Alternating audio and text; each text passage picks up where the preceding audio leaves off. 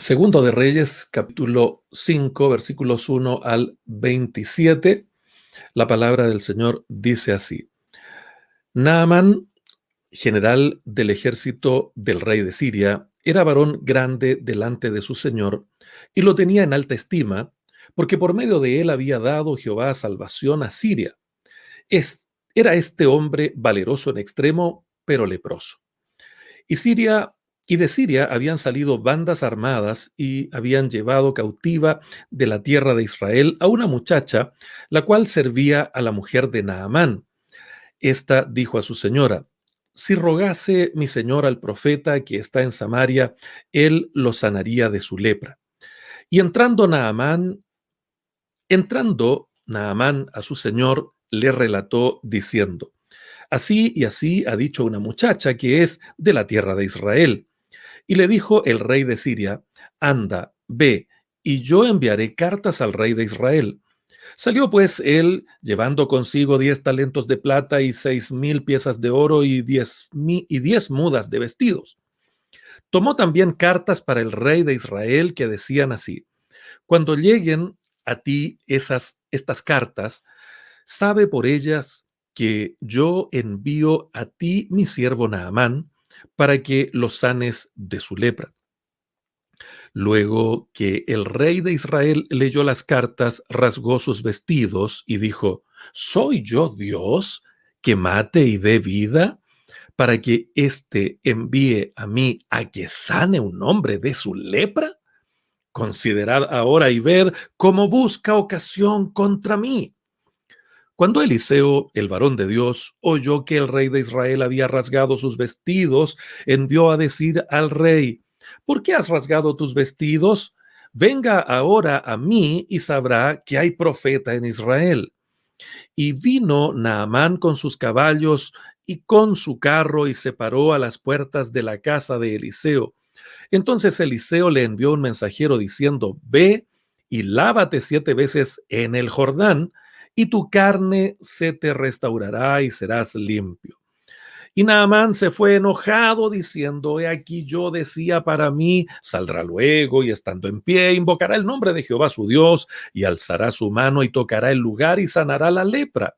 Habana y Farfar, ríos de Damasco, ¿no son mejores que todas las aguas de Israel? Si me lavare en ellos, ¿no seré también limpio? Y se volvió y se fue enojado. Mas sus criados se le acercaron y le hablaron diciendo: Padre mío, si el profeta te mandara alguna gran cosa, ¿no la harías? ¿Cuánto más, diciéndote: Lávate y serás limpio?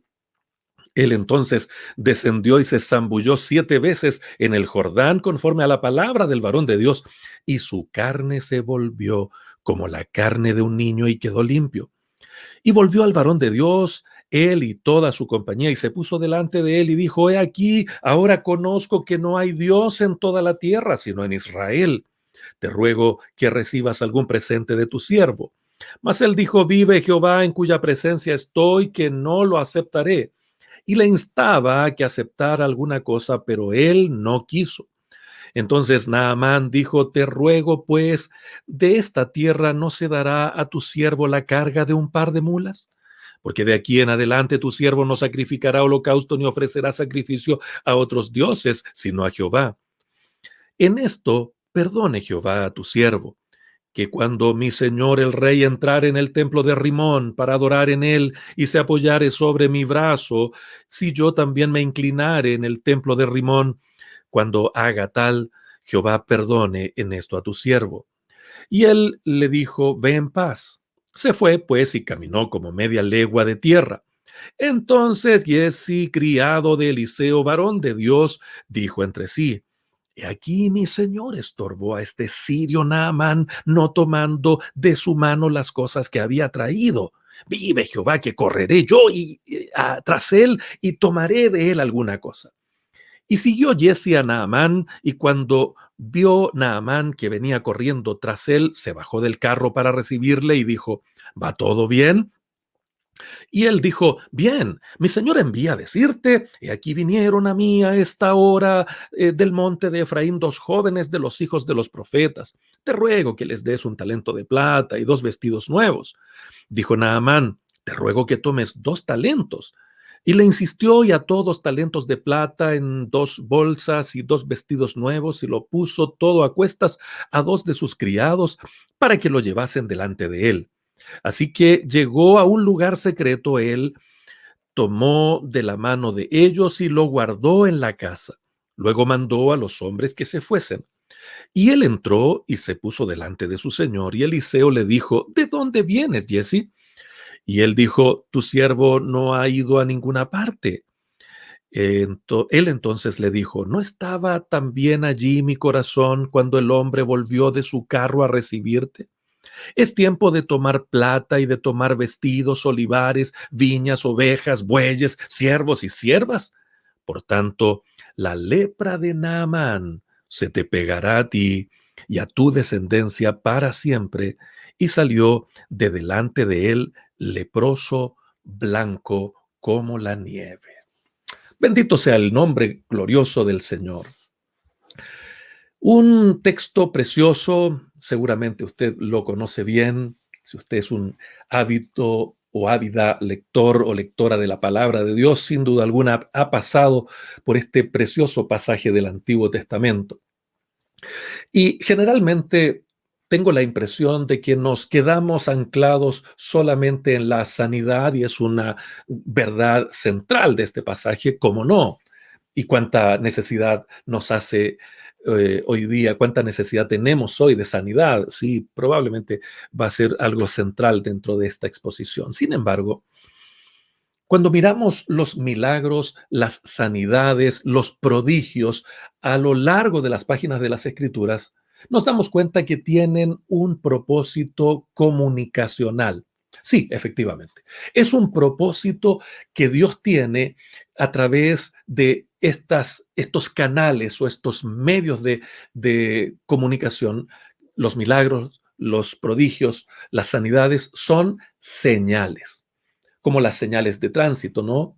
Que nos indican algo, nos comunican algo, eh, nos detienen, nos dan el pase, nos dan alguna instrucción.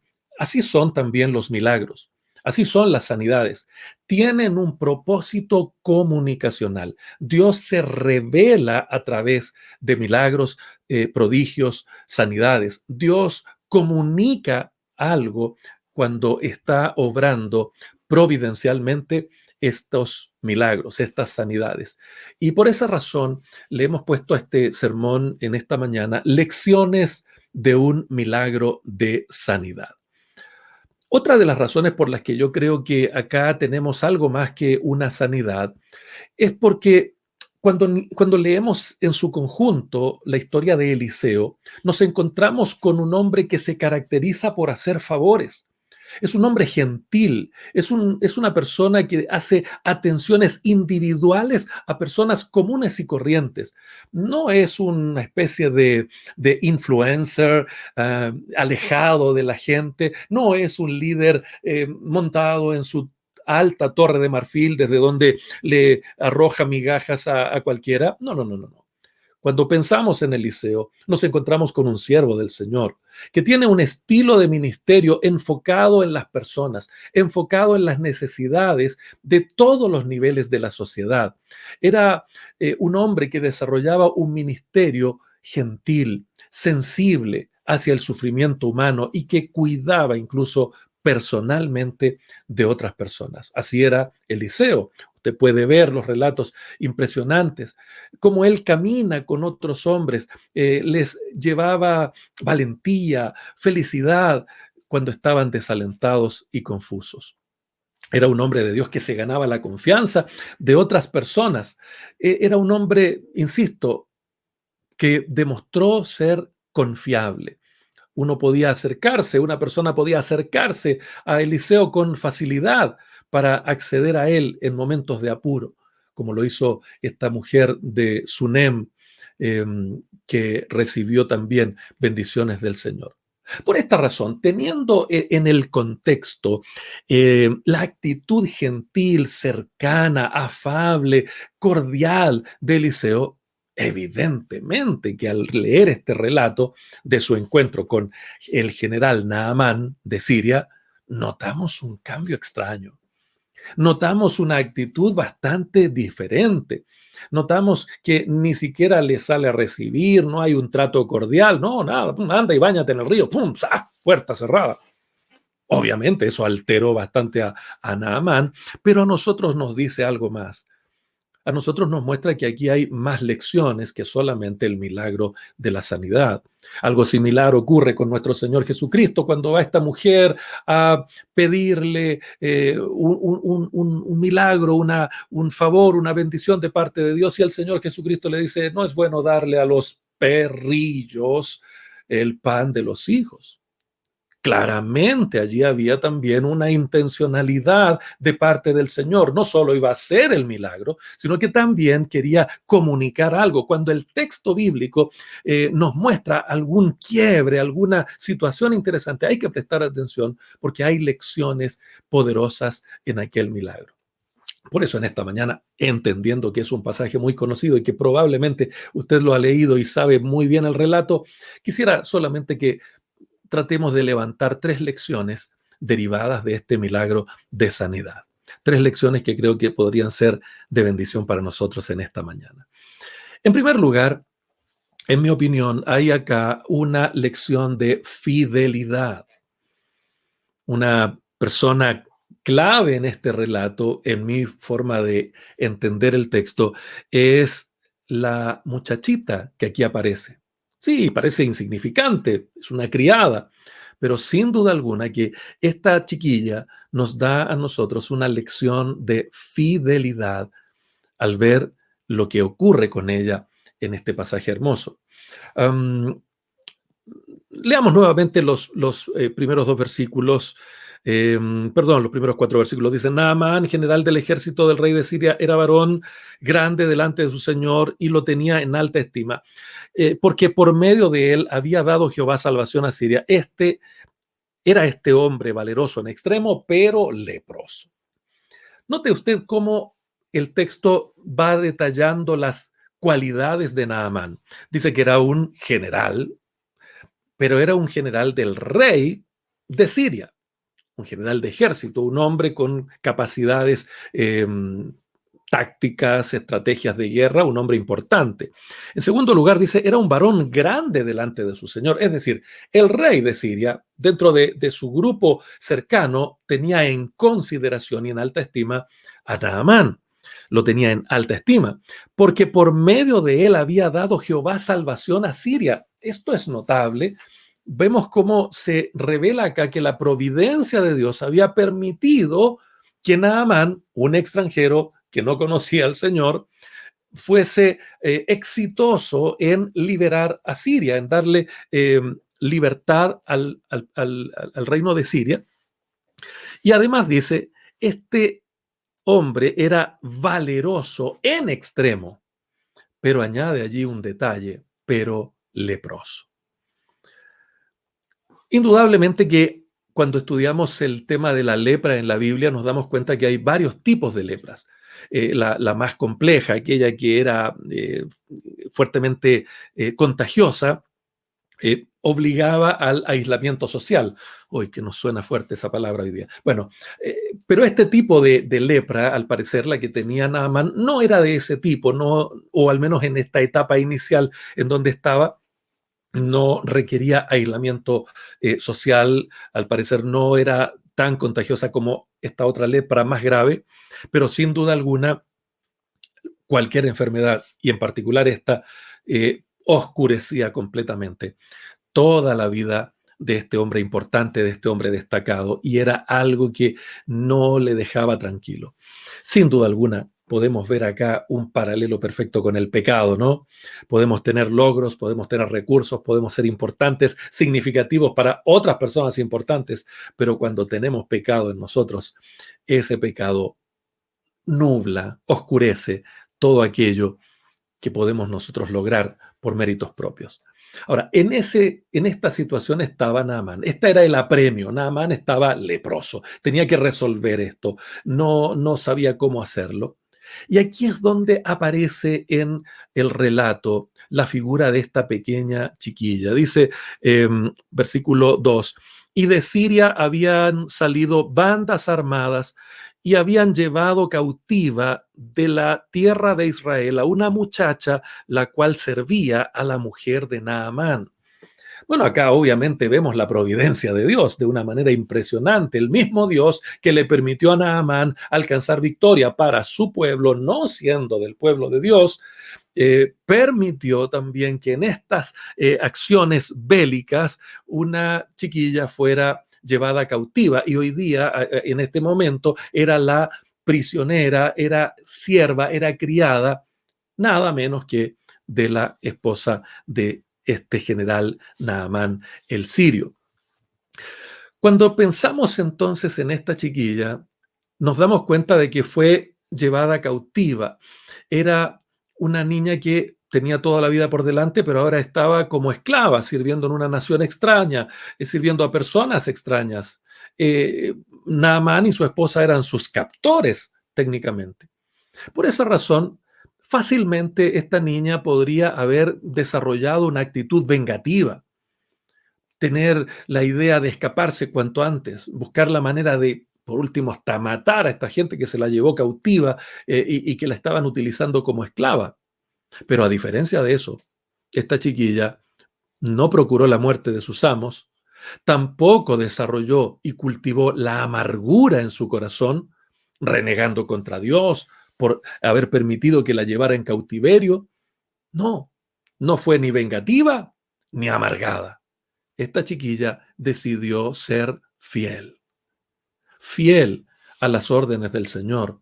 Dios había dado una vocación al pueblo de Israel, que fueran luz a las naciones. Esa era la gran tarea de Israel, algo que quiso rechazar Jonás, algo que rechazaron tantos hombres y mujeres de Dios, pero que esta chiquilla no rehusó. Ella eligió ser fiel. Ella decidió superar la tristeza, la frustración, la amargura, el dolor, la privación de libertad y fue fiel al compartir la buena noticia. Ella dice ahí en el versículo 3, si rogase mi Señor al profeta que está en Samaria, él lo sanaría de su lepra. La chiquilla decidió comunicar la buena noticia. La chiquilla resolvió no devolver mal por mal, sino bien. Comunicó la buena nueva, comunicó la posibilidad. No había solución en toda Siria, no habían médicos en Siria que pudieran curar al general, no bastaban los recursos, no bastaba el dinero, nada bastaba, pero había una buena noticia y esta niña decidió ser fiel y dar a conocer no solamente quién podía hacer algo por Naamán, sino que dónde vivía, dónde estaba esa persona. La fidelidad a Dios nos hace estar más enfocados en Dios y en su gloria que en nuestro propio bienestar. Cuando somos fieles, nos concentramos en lo que Dios quiere hacer, le glorificamos a Él y a través de lo que Dios puede hacer, bendecimos a nuestro prójimo, aunque sean personas que no nos hayan hecho bien a nosotros. La fidelidad es algo que debe caracterizar a los siervos de Dios, a los líderes. 1 Corintios 4:2 dice, ahora bien, se requiere de los administradores que cada uno sea hallado fiel. Sin embargo, aquí en el texto vemos un contraste terrible. El rey de Israel, cuando le llevan esta noticia, cuando le dan esta información, el rey de Israel pensó que era una treta del rey de Siria, pensó que querían hacerle algo a él y se enfocó en sí mismo. Dijo, hoy esto es algo en contra mía, me quieren hacer daño, me quieren vencer, me quieren engañar.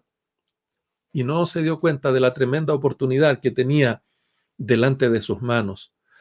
Increíble, increíble. Es notable que una pequeña prisionera en el extranjero sabía más de los profetas de Jehová en Israel, sabía más de lo que Dios puede hacer que el mismo rey.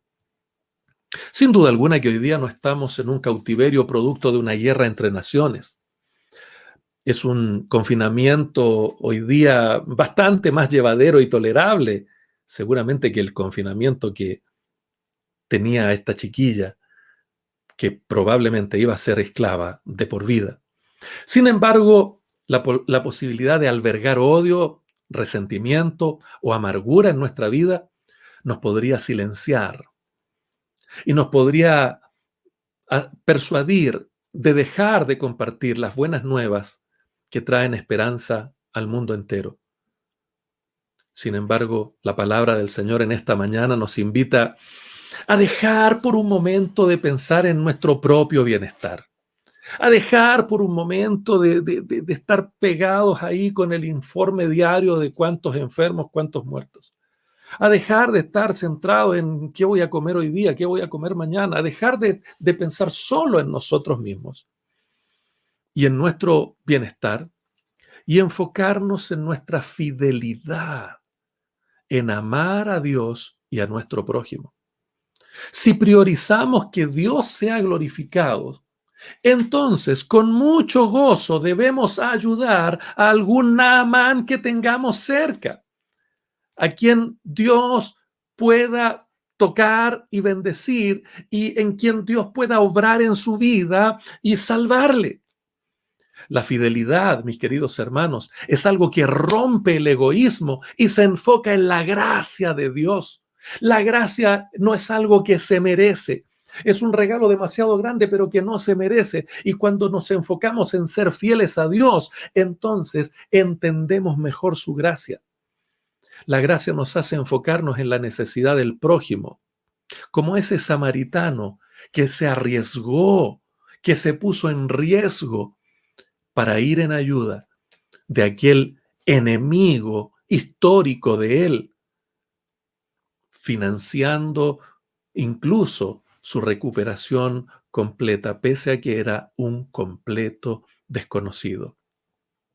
Esta lección de humildad que nos da esta chiquilla nos debe hacer reflexionar hoy día qué tan fieles estamos siendo al Señor, a su mandato, y cómo nuestra fidelidad está trayendo bendición a las personas que nos rodean. En segundo lugar, encontramos en este pasaje una lección de humildad. Acá obviamente nos tenemos que centrar en Naamán.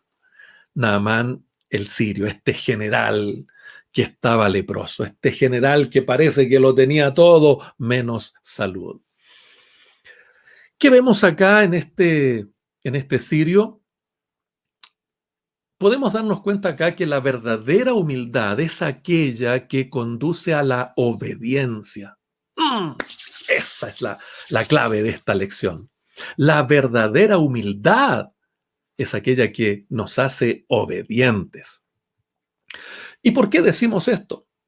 Porque cuando pensamos en la palabra humildad, nos imaginamos en esas personas que hablan así, como más bajito, en personas que pareciera ser que por su condición socioeconómica son más humildes, personas que por su ropa parecen más humildes, pero a veces eso es una humildad encubierta y lo que encubre es orgullo.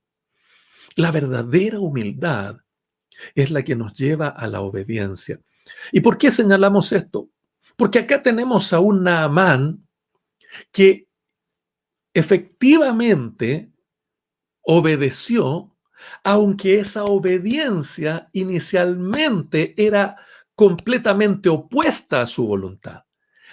Naamán terminó obedeciendo contra su propia voluntad.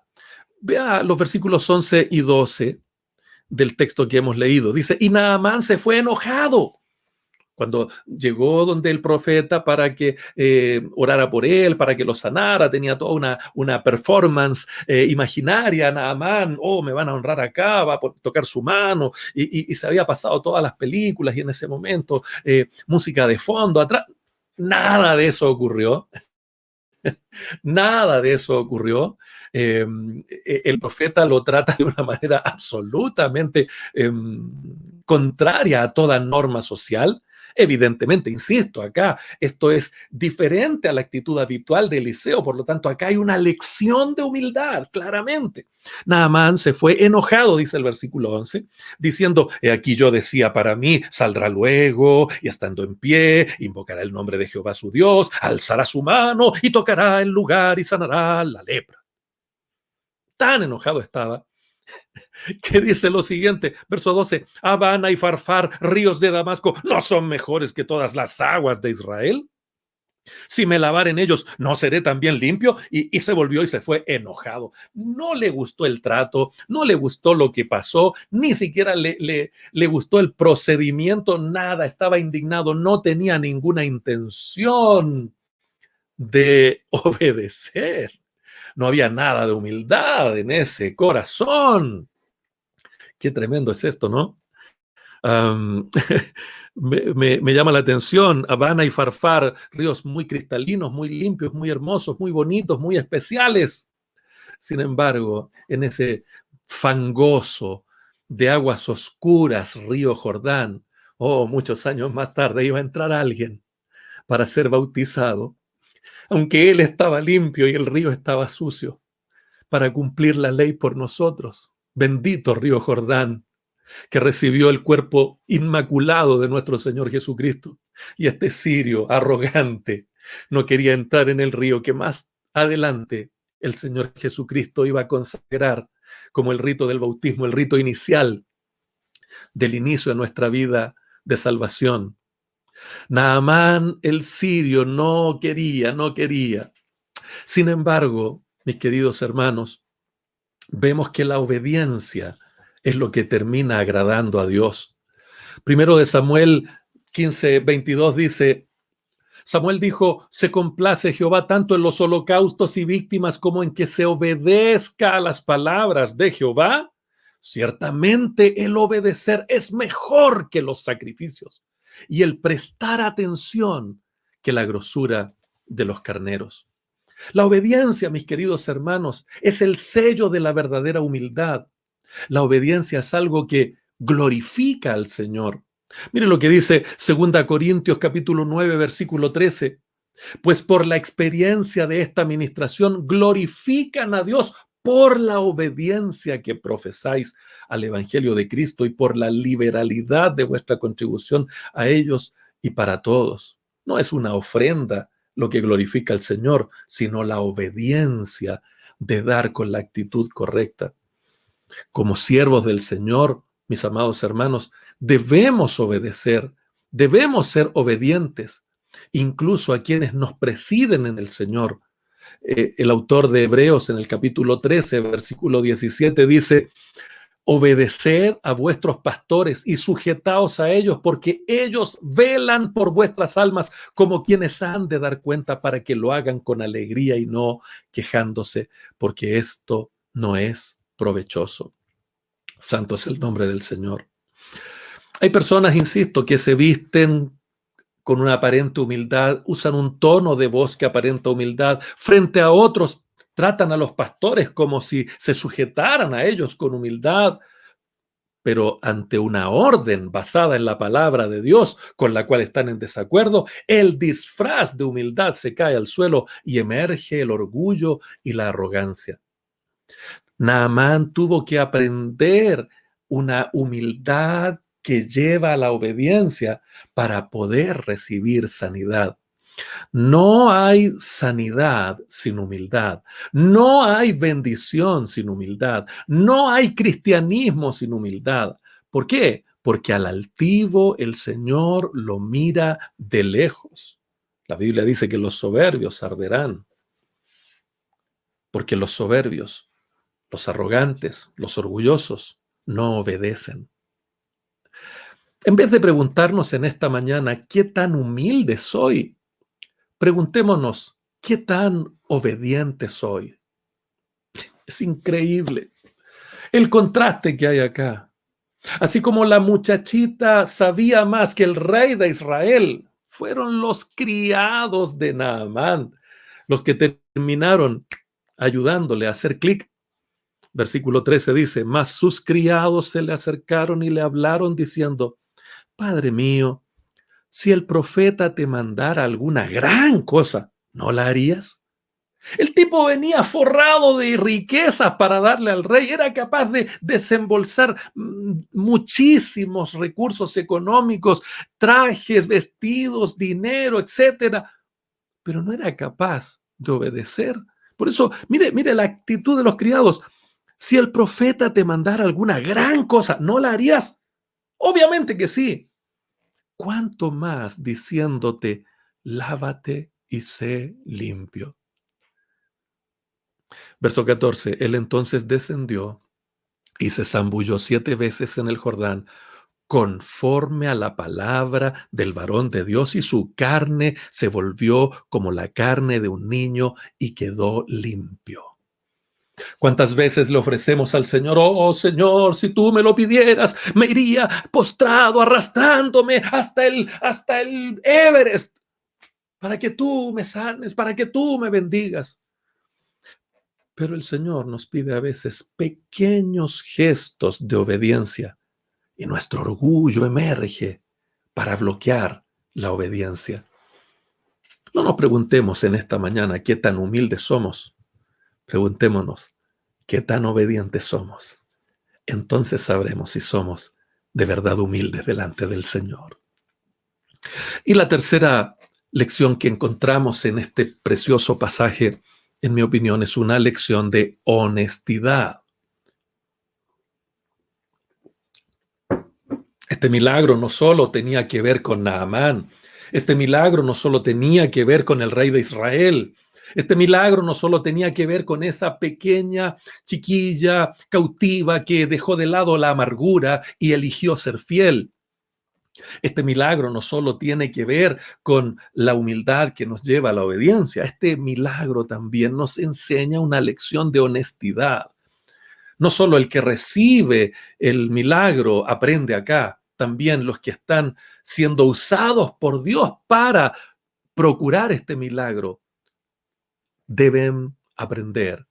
Aquí tenemos al finalizar el pasaje un relato anexo a este milagro, que es lo que ocurre entre Eliseo y su criado, su colaborador, Giezi. Y esto nos enseña algo muy fuerte, mis queridos hermanos. Tal vez tú tienes tu pastor, estás bajo un liderazgo, un directorio, un superintendente nacional, un obispo, alguien que te preside en el Señor. Tal vez eres diácono y estás bajo un pastor. Tal vez eres miembro del equipo directivo y estás bajo un diácono. No sé, todos tenemos algún líder. Y siempre decimos, oh, el líder que me tocó, oh, mira, el que eligieron, qué terrible es este, qué terrible es aquel. Sin embargo, el punto no es el líder que tienes. El punto es qué estás haciendo tú bajo ese liderazgo. Podemos estar bajo el liderazgo e influencia de grandes hombres de Dios que nos den un tremendo ejemplo. Sin embargo, la tentación nos puede arruinar. Judas tuvo al mejor de los líderes, al mejor de los pastores, al mejor de los maestros, al más ungido de los predicadores. No ha habido en la historia alguien que con milagros más grandes que Jesucristo. Sin embargo, Judas fue un traidor. Y Judas fracasó siendo un deshonesto. Podemos tener al mejor líder, podemos tener al mejor pastor, podemos tener al hombre más ungido frente a nosotros, liderándonos. Pero el punto es, ¿qué tan honestos somos? ¿Qué tan honestos somos? La tentación en esta área nos puede arruinar. Hay 3 acciones que vemos acá en Giezi que simplemente terminaron arruinándolo y que nos dejan una lección de humildad. En primer lugar, Giezi codició lo material. Giezi puso su corazón en el oro, la plata y la ropa. Cuando vio a Naamán con toda esa caravana de regalos y de riquezas que traía para Eliseo, dijo, ¿cómo no me voy a perder esta maravillosa bendición?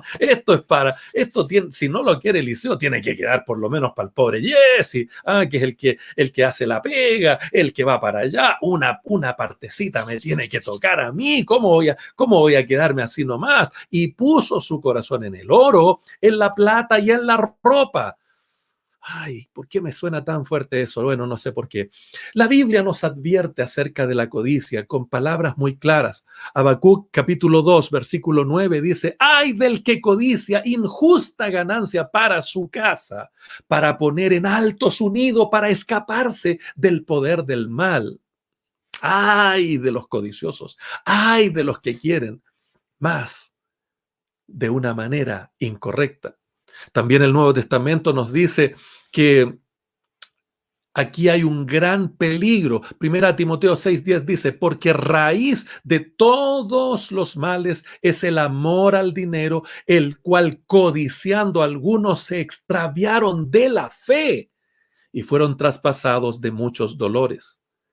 El amor, el corazón puesto en el dinero puede hacer que la fe de una persona se debilite y puedan incluso extraviarse. Qué tremenda advertencia nos da el Señor al respecto. El dinero no es todo. El dinero no es la esencia. El dinero no es la base de la felicidad. El dinero es un recurso más entre muchos otros que el Señor lo puede dar o no lo puede dar, pero el foco de nuestra felicidad no es el dinero, sino el Señor, quien es el que nos da todos los recursos necesarios para vivir. No dependemos del dinero, dependemos del Señor. Nuestra salud no depende del dinero, depende del Señor. Nuestra comida no depende del dinero, depende del Señor. El dinero es una ficción que termina haciéndonos pensar que Él es el Dios. Por eso no se puede servir a dos señores, al Señor, a Dios y a las riquezas. Cuando las riquezas se convierten en un amo, en un dueño, en un Dios, estamos en un peligro muy grande. Giezi sencillamente puso su corazón en lo material, codició lo material. Y eso nos lleva a la segunda acción terrible de Giezi. Terminó mintiendo. Cuando el dinero es el Señor de nuestras vidas, entonces la verdad ya no es algo característico de nosotros. Nosotros somos hijos de Dios y Dios es veraz. Dios no miente, por lo tanto nosotros no mentimos. Pero si cambiamos de Señor y nuestro Señor es el dinero, vea usted hoy día la publicidad, cómo funciona la publicidad, con mentiras. La gente que quiere dinero no tiene escrúpulos en decir, compre este artefacto y con este artefacto se le van a sanar todas las enfermedades. Y eso es mentira. Cómprese las pildoritas mágicas del doctor no sé cuánto y va en 2 meses a bajar 10 kilos de peso. Y eso es mentira. Y todos saben que es mentira. Sin embargo, la gente quiere creer las mentiras y derrocha su dinero en una mentira, porque cuando el dinero es el Señor, entonces la mentira gobierna el corazón. Giezi mintió, engañó a Naamán y trató de engañar también a Eliseo. A Naamán le dijo, oh, Señor, justo llegaron unos hijos de los profetas, unos muchachos. Eliseo me manda a pedirte, dame un talentito de plata y un vestidito. Y el otro, como iba feliz, contento con la sanidad, le dijo, no, toma 2, y lo forró literalmente. Y este se llevó el dinero a un lugar escondido, logró engañar a Naamán, pero a Eliseo no. No pudo engañar a Eliseo, porque como dice alguien por ahí, más rápido se pilla un mentiroso que un ladrón. La mentira estaba albergada en el corazón de Giezi porque ya no estaba honrando al Señor. Proverbios capítulo 12, versículo 22 dice, los labios mentirosos son abominación a Jehová, pero los que hacen verdad son su contentamiento. Dios nos manda a hablar verdad entre nosotros. El Nuevo Testamento dice en Efesios capítulo 4, versículo 25, por lo cual, desechando la mentira, hablad verdad cada uno con su prójimo, porque somos miembros los unos de los otros. Y lo más terrible de la mentira, no hay mentira piadosa, no hay mentira blanca. Lo más terrible de la mentira lo dice el libro de Apocalipsis, capítulo 21, versículo 8. Pero los cobardes e incrédulos, los abominables y homicidas, los fornicarios y hechiceros, los idólatras y todos los mentirosos tendrán su parte en el lago que arde con fuego y azufre, que es la muerte segunda. Noten entonces, primero Jesse puso su corazón codicioso en lo material, cambió de señor, luego comenzó a actuar en consecuencia con este nuevo ídolo y comenzó a mentir, pero a lo que se exponía Jesse era nada más y nada menos que al lago de fuego. Por esa razón, vemos que lo que había en el corazón de este criado era pensar en sí mismo.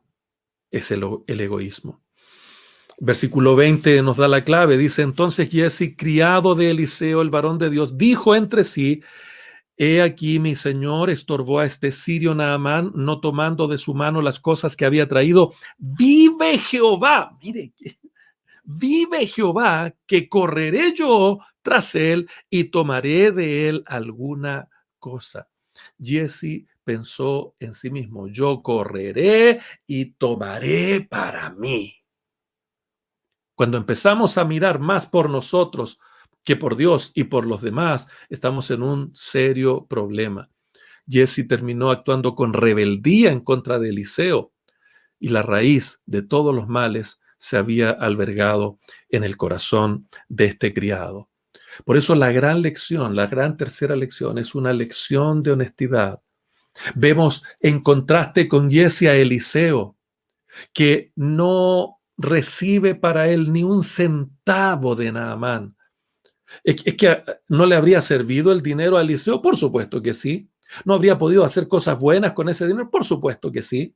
¿No le habría mejorado su calidad de vida? Por supuesto que sí. Pero hay momentos en que la gloria del Señor es más importante que nuestro beneficio personal. La honra del Dios Todopoderoso es más importante que nuestro beneficio personal.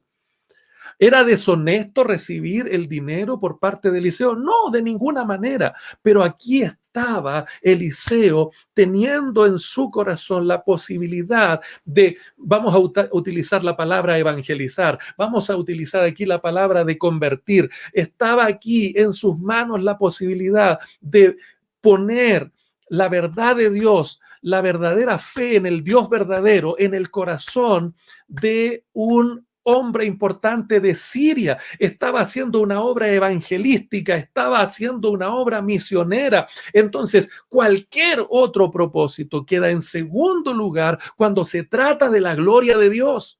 Cualquier beneficio personal es absolutamente irrelevante cuando tenemos la posibilidad de glorificar al Señor. Que esta persona no tenga nada que decir, oh, yo fui y le compré este milagro. No compraste nada, hombre. Te llevaste solo por gracia la misericordia del Señor y la conversión.